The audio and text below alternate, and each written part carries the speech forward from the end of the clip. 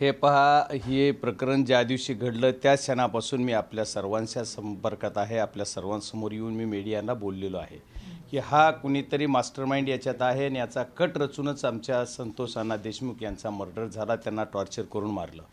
हा जसे जसे काही दिवस जातील तसे तसे बरेच काही गोष्टी समोर आल्या गेल्या. 29 नोव्हेंबरला ज्या दिवशी खंडणी मागितली त्याच दिवशी वाल्मिक कराड आणि त्यांची टोळी केजमध्ये एका कॅमेरेमध्ये कैद झालेली आणि त्याच्या अनुषंगानं तपासाचे सूत्र हल्ले गेले. CIDकडे सुद्धा बरेच त्याचे काही आले.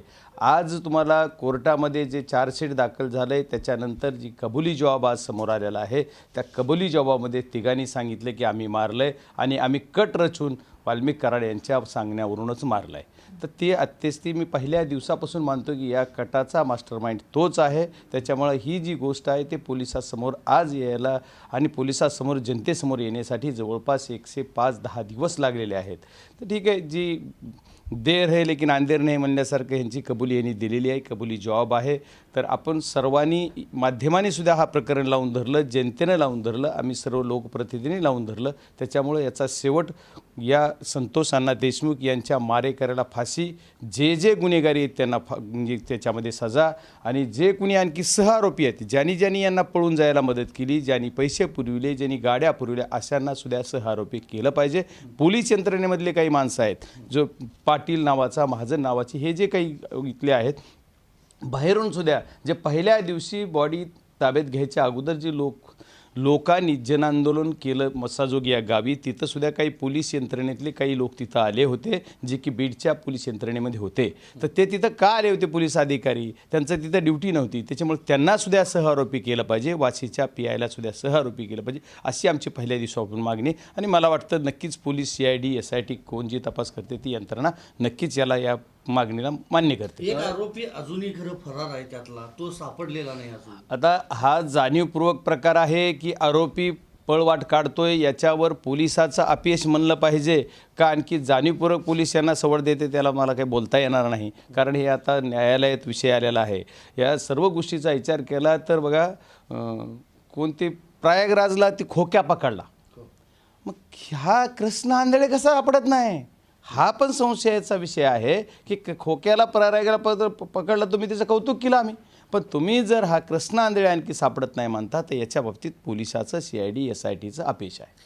कॉमस्कोर नुसार आता isakal.com आहे देशातील नंबर 1 ची मराठी न्यूज वेबसाईट.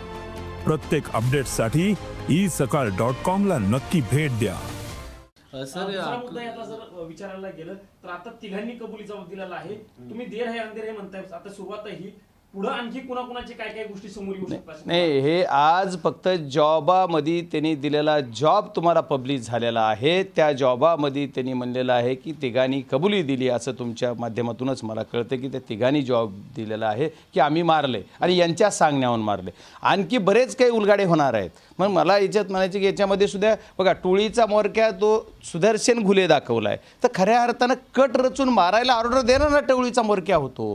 तर याच्यामुळं सुद्धा काही गोष्टी काळजीपूर्वक बघितल्या पाहिजे. ह्याचा शेवट कुठं जाणार आहे, मी तुम्हाला बोललो ना, याचा शेवट जोपर्यंत या सर्व गुन्हेगाराला याच्यामध्ये ॲड होणार नाही तोपर्यंत आम्ही सोडणार नाही. सर, याच्यामध्ये वाल्मिक कराड कोणासाठी पैसे गोळा करत होता? कारण एवढे मोठे जे गुंड तयार होतात त्याला राजशास्त्र असल्याशिवाय तयार होत नाही, आणि वाल्मिक कराड ही खंडणी कशासाठी गोळा करत होता असा प्रश्न जनतेला आहे.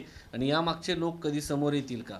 नाही, हे बघा, ही तपास यंत्रणा, आपला कायदा, याच्यावर न्यायव्यवस्था, याच्यावर भरोसा ठेवणारा आणि त्यांना मानणारा आपली लोकशाही आहे. लोकशाही पद्धतीने आपण या मार्गावर भरोसा ठेवला पाहिजे, विश्वास ठेवला पाहिजे. आणि हा वाल्मिक कराड जो पैसे गोळा करायचा, त्यांनी गोळा केलेले पैसे कुणाकुणाला किती देत होता हे तर नक्कीच असेल, त्याच्याबद्दल मला शंका नाही आहे. पण त्यांनी स्वतःच्या सुद्धा प्रॉपर्ट्या एका पत्नीच्या नावावर, दुसऱ्या पत्नीच्या नावावर, आणखी किती कुणाकुणाच्या नावावर केलेल्या आहेत. असं तुमच्या सर्वांच्या मीडियाच्या माध्यमातून मी बघितलं की जवळ 2000 कोटीची प्रॉपर्टी त्याची इंडियामध्ये झाली. आणि एवढंच नाही तर इंडियाच्या बाहेरसुद्धा आहे का काय, याचा सुद्धा आणखी काही यंत्रणेला तपास करायचा आहे. म्हणजे ही सगळी माया त्यांनी स्वतःसाठी सुद्धा खर्च केली. याच्या स्वतःच्या अकाउंटून किती लोकांना पैसे जात होते, कोण्या पक्षाचे कोण कोण कार्यकर्ते होते, कोण्या पक्षाचे कोण कोण नेते होते, कोण पब्लिक म्हणून होतं, कोण गुंडाराज करणारे लोक होते, या सर्वांचा याच्यात सामील झाले पाहिजेत आणि यांना सुद्धा कायद्याच्या चौकटीमध्ये त्यांना शिक्षा झाली पाहिजे. सर, हे वाल्मिक कराडच्या प्रॉपर्टीवरती बुलडोजर चालायला पाहिजे, कारण बाकी सगळ्या ठिकाणी बुलडोजर चालतो, याच्या प्रॉपर्टीवरती मला हेच म्हणायचं आहे की बघा, प्रयागराजला खोक्या पकडला, आता काय काय सगळ्या गोष्टी ह्याच्यात त्याचं घर पाडलं गेलं, त्याचं म्हणजे जी की 20-25 वर्षानं ते अनाधिकृत का असत नाही मला त्याच्यावर माहिती नाही आहे, पण अनाधिकृत असताना सुद्धा त्याचं घर पाडलं गेलं. तर मग यांनी जर एवढी आम्हा प्रॉपर्टी जमवलेली आहे, ही प्रॉपर्टी कमीत कमी सील तरी केली का? फक्त गाड्याची चर्चा झाल्यानंतर गाड्या काही ताब्यात घेतल्यात असं कळतंय. ती सुद्धा बघा, त्यांच्या गाड्याला सुद्धा कव्हर बिवर लावून ठेवल्यात मस्त. म्हणजे आता काय माहीत नाही मला, ही सगळं आता खूप वेगळं पद्धत आहे. राजकारणामध्ये असे प्रकार घडतात का काय? पुन्हा VIP ट्रीटमेंटवर विषय झाला गेला. मग आता जर जेलर VIP ट्रीटमेंट देत असेल तर किती वाईट आहे. म्हणजे या प्रकरणामध्ये याचं CCTV फुटेज पण काही जणांनी बाहेर आणलं गेलं, बऱ्याच काही गोष्टी आहेत. म्हणजे बीडची कायदा व सुव्यवस्था पूर्णपणानं ढासळलेली आहे. आता परवा आणखी वेगळे गुन्हे येतात. मग कुणाला तरी ज्या लोकांनी या प्रकरणामध्ये सहभाग घेतला अशा लोकांना आणखी कुठे यांची पार्श्वभूमी का तपासायचं. माझासुद्धा परवा कुणीतरी एक सोशल मीडियाला फोटो टाकलेला आणि फोटो टाकून त्याच्यात दागितलं की ह्यांचंसुद्धा, म्हणजे असे वेगळे प्रकार ज्यांनी हे प्रकरण सुरू केलं यांच्यावर कुठंतरी आरोप करायचा आणि यांना अडकवायचा प्रयत्नसुद्धा बीड जिल्ह्यात होऊ शकतो. वाल्मिक कराड ज्या कंपन्यांमध्ये काही लोकांसोबत पार्टनर आहे त्या कंपन्यांची चौकशी करून त्यांना देखील काळ्या यादीत टाकलं जाईल का? त्यांना सरकारी टेंडर दिले जाणार नाहीत का? कारण हे सगळे लागे बांधे आहेत आणि हा पैसा तिथंच वापरला जात होता. हे पहा, वाल्मिक कराड जे आहे ते वाल्मिक कराडांचं ज्यांच्यासोबत पार्टनरशिप डीड असेल किंवा कुठल्या कंपनीत ते डायरेक्टर असतील, त्या सर्व कंपन्याची चौकशी यंत्रणेनं केली पाहिजे. एवढंच नाही तर त्या आता मला असं म्हणता येणार नाही आहे की कायद्याच्या दृष्टीनं की त्या कंपनीत तो पार्टनर म्हणजे सर्व पार्टनर दोषी आहेत असं मला नाही म्हणता येणार, पण याचा अर्थ असा नाही की ते दोषीही नाहीत. त्याच्यामुळे या सर्व गोष्टीची सखोल चौकशी झाली पाहिजे आणि चौकशी आणि ते जे काही निष्पन्न होईल ते सर्वांच्या समोर आणलं या पाहिजे. तिघांच्या कबुलीनंतर तुम्हाला आता वाटतं का वाल्मिक कराड देखील स्वतः कबुली देईल?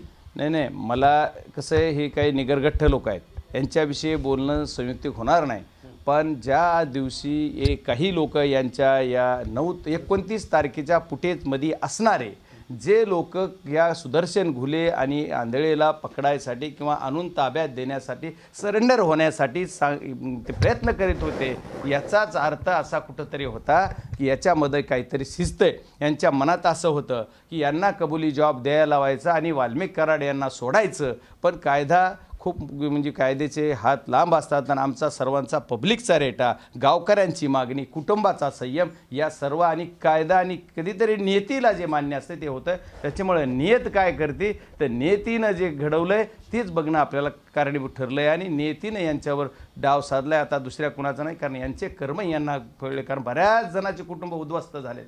असे बीड जिल्ह्यामध्ये हजारो कुटुंब आहेत जे बेघर झालेत, जे विधवा व्हावं लागले, ज्यांना यांच्या मागे हे बरेच काही. कारण परवाच मागच्या अधिवेशनामध्ये, याच अधिवेशनामध्ये आता संपलं तिथलं की मुख्यमंत्र्यांनी स्वतः खुद दस्तूर मुख्यमंत्र्यांनी दिला की 276 गुन्हे ज्यांची की नोंद झालेली आहे असे म्हणजे मर्डर्स किंवा बॉडी सापडलेल्या बीड जिल्ह्यात मागील 5 वर्षात. बघा कुठे आमचा बीड जिल्हा. सर, अवधा एनर्जीच्या प्रकल्पाचा जो ऑफिस बॉय आहे त्याचं एकदम स्पेसिफिक एक जे स्टेटमेंट आहे, खास करून सुदर्शन गुळे यांनी सांगितलेलं ते म्हणजे, मी वाल्मिक कराडचा माणूस आहे, कंपनी सुरू ठेवायचं असेल तर 2 कोटी रुपये खंडणी द्या, नाहीतर कंपनी बंद करा.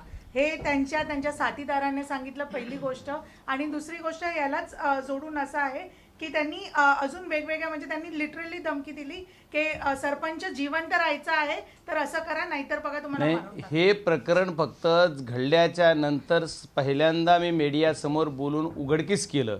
असे एवढे अनेक प्रकार आहेत, अनेक घटना आहेत. महादेव मुंडेंचं प्रकरण आहे की त्या आंधळेंचं मागच्या एक प्रकरण आहे ज्याच्यामध्ये हे 307चे आरोपी होते. असे बरेच असंख्य प्रकरण आहेत बीड आणि परळीमध्ये. या प्रकरणामध्ये असे धमकावलं जातं आहे, अशा घटना घडल्या जातात किंवा यांनी कुठे एवढी प्रॉपर्टी. माझ्या केस शहरातसुद्धा त्या 29 तारखेलाच एक जागा वाईन शॉपसाठी घेतलेली, ज्याची की नोंदणी आणि रजिस्ट्री सुद्धा कुठंतरी ऑफिसच्या बाहेर जाऊन केला गेला. अशा पद्धतीचे एवढे मोठे खूप काही विषय आहेत. आणखी भरपूर जसं येईल तसं इंडिव्हिज्युअली आपण बघू. पण आजच्या विषयात आमच्या दृष्टीने एकच महत्त्वाचं आहे की ज्यांनी संतोष अण्णा देशमुख यांचा खून केला, जे कटात सामील होते, जे जे कुणी असतील, राजकीय असो, सामाजिक असो, जे कुणी असतील, या सर्वांना या फाशीची शिक्षा झाली पाहिजे. त्याच्या कर्माप्रमाणे त्याच्या जी काही त्यांनी कुकृत्य केलंय त्याची शिक्षा त्याला मिळाली पाहिजे. साहेब, एक शेवटचा सर, प्रश्न हा कृष्णा आहे. आंधळे हे कुठे आहेत? म्हणजे पूर्ण इतके दिवस झाले आहेत, पूर्ण देशभरात कसं काय शोधता आलं आता नाही, हे किंवा बघा, ते हे देशाच्या आता- बाहेर गेलेत असं तुम्हाला सांगायचंय, किंवा नेमकं त्यांचं काय झालं? नाही, त्याचा पासपोर्टच असेल असं मला वाटत नाहीये. त्याच्यामुळे त्याच्या देशाच्या बाहेर जाण्याचा विषय नाही येणार, कारण या देशामध्येच तो असला पाहिजे. यानेच कुणी लपवलाय का, तो खरंच सापडत नाही का, काय आहे? कारण तो बघा, जेवढे मारायचे फोटो आहेत, व्हिडिओज आहेत, त्यानं शूट केलेत, त्यांनी स्वतःही शूट केलेत, आणि तो खूप क्राईम लेवलचा माणूस आहे. त्याचं स्टेटस ठेवणारे लोक काही आणखी खाली आमच्याकडे भेटतात. मैंदवाडी नावाचं गाव आहे तिथं, किंवा आमच्या तरुणाच्या गायकवाडाला काही स्टेटस काय तो बघतोस, आमच्या ह्यांचं ही काय बघतो, याच्यामुळं मारलेलं, म्हणजे असे भरपूर प्रकार आहेत. आणखी थांबले वाटते का तुम्हाला? आणखी हा प्रकार चालू आहे. आणखी सुद्धा यांना वाटतंय की आमचा बाप तो बाप रहेगा, काय काय पोस्टर आहेत. आणखी सुद्धा हे लोक बाहेर येणार आणि आमचं नेतृत्व करणार, पिक्चर स्टाईल यांना वाटतंय. पण याचा पिक्चरच्या शेवटच्या 5 मिनिटात जसा शेवट होतोय तसा याचे शेवट व्हावा अशी आमची अपेक्षा आहे. शेवटचा प्रश्न, राष्ट्रवादी काँग्रेसची आज बैठक आहे, त्या राष्ट्रीय कार्यकारिणीमध्ये या सगळ्या प्रकरणांसंदर्भात काही ठराव येईल का? कारण बीड असो, परभणी असो, या सगळ्या प्रकरणावरती तुमची काही चर्चा होईल का? बघा, पक्षीय संघटनेचं काम हे वेगळं वर्क आहे किंवा वेगळा विषय आहे, आणि सामाजिक काम असेल, राजकीय काम असेल, हा वेगळा विषय आहे. संघटनेच्या कामामध्ये आम्ही अशा गोष्टीचं निंदा करणार, याचा निषेध करणार, ह्याचं समर्थन करता नाही करणार, अशा सर्व गोष्टी संघटनेच्या मिटिंगमध्ये होत असतात. पण आज जे काही आमचं परभणीचं प्रकरण असेल, बीडचं प्रकरण असेल, अनेक असंख्य प्रकरण आहेत, अशावर चर्चा होऊ शकते. असं काही विषय अजेंड्यावर नाही आहे. होऊ शकते, कुणी एखाद्यानं बोललं चर्चेमध्ये तर होऊ शकते, पण असं याच्यावर पक्षाच्या याच्यामध्ये काही विषय नाही आहे. पक्षाची कार्यकारिणी हा विषय वेगळा आहे. देश विदेशातील प्रत्येक घडामोडींचे लाईव्ह अपडेट मिळवण्यासाठी आता साम टीव्हीच्या सर्व सोशल मीडिया प्लॅटफॉर्मला लाईक, फॉलो आणि सबस्क्राईब करा. तसंच सर्व नोटिफिकेशनसाठी बेल आयकॉन प्रेस करायला विसरू नका.